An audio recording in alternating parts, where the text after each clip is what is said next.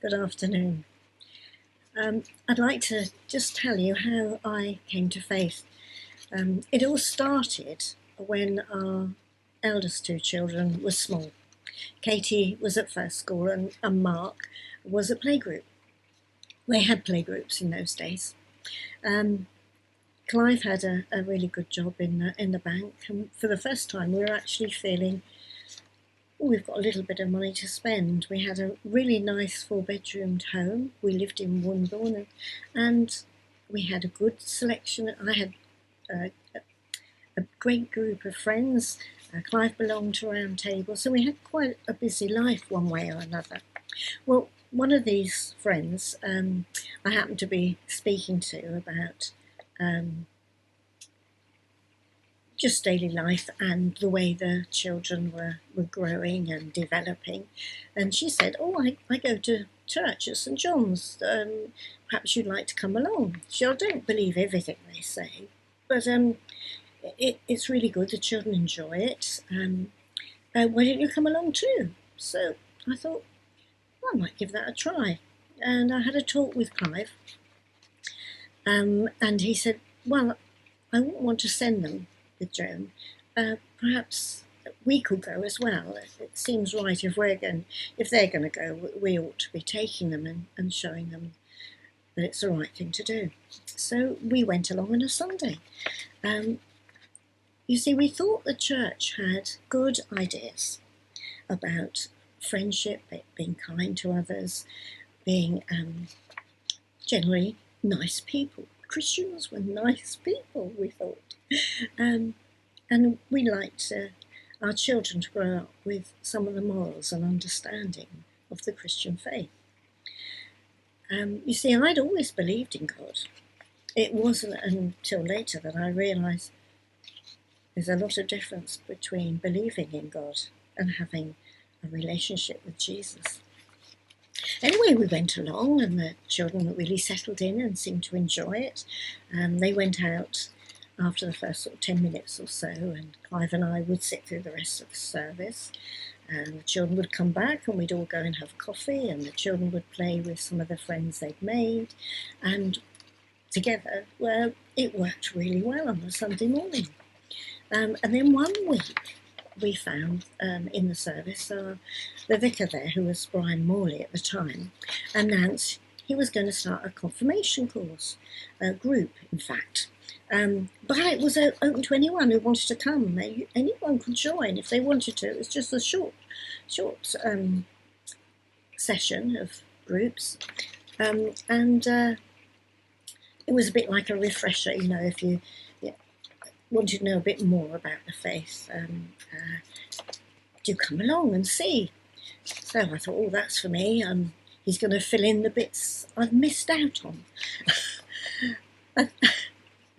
So I went along, and during the coffee afterwards, one of the girls said, I'm going too, why don't you come with me? I'll pick you up, we'll go along together. Which we did. And she kindly put a Journey into Life into my hand as I came out of the house. I didn't know what the booklet was, but I thanked her very much and kept it in my hand and went along to this group. Well, it was definitely an eye-opener for me. This group of people who I sat in with, who were going to be confirmed, actually talked about Jesus as if they knew him. As if they could hear him, that he spoke to them and they knew how to talk to him. And I thought, this is a bit strange. I've not come across this before. I thought God created the heavens and the earth, and I thought he sat in heaven and watched to see what we would do, and if our good works outweighed our bad, then heaven was where we'd end up. But that wasn't how these people were talking. And they talked about the gulf that is there between us and God, and how God desperately wants us to have a friendship, a relationship with him, that he loves us desperately, but we can't reach over this great chasm, this great gap in between, because we're sinners, we're unclean, and anything that's unclean that mixes with God would just, he is so holy and pure that we'd get dreadfully hurt if he reached out and we had a conversation with him.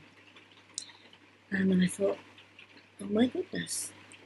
Well, yes, I had prayed in the past, as I'm sure many of us do, but I hadn't realised I wasn't connecting with God.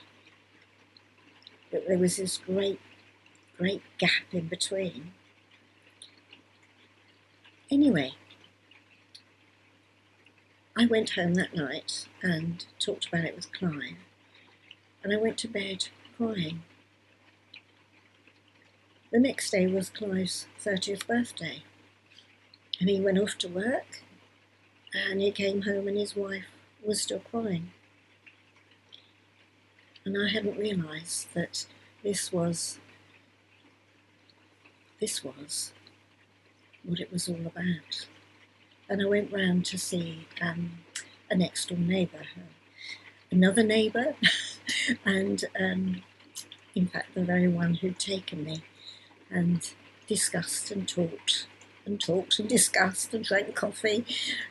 And she ended up by saying, I think, a very important thing to me, which was, okay, what are you going to do about it?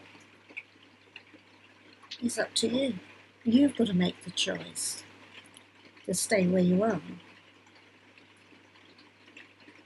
or become in relationship with Jesus. And I thought, yes, she's right. And I came home and thought about it and decided I was going to get down on my knees and ask Jesus to forgive me and come into my life. So I went upstairs into Mark's bedroom. I don't know why, perhaps it's because it was the highest part of the house. It was an unusual shaped house, and both the children's bedrooms were upstairs.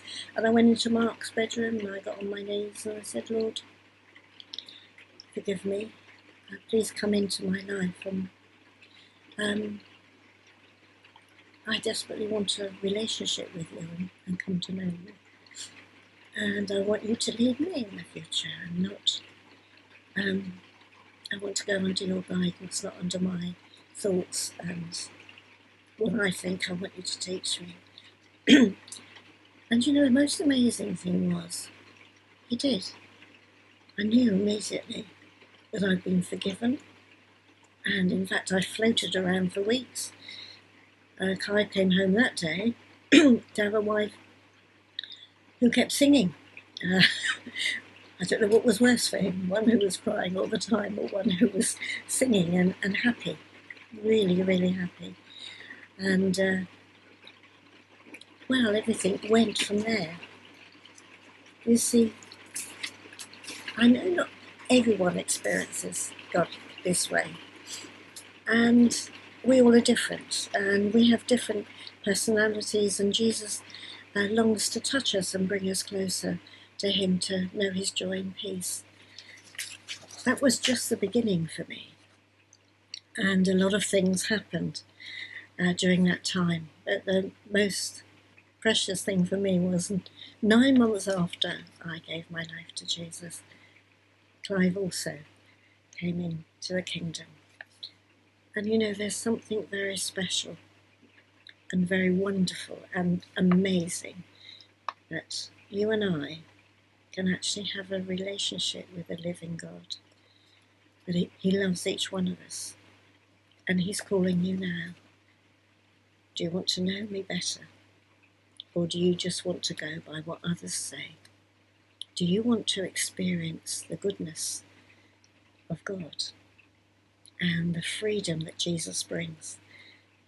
Because honestly, it is a freedom to enjoy all that he's provided for you and for me. May God bless you.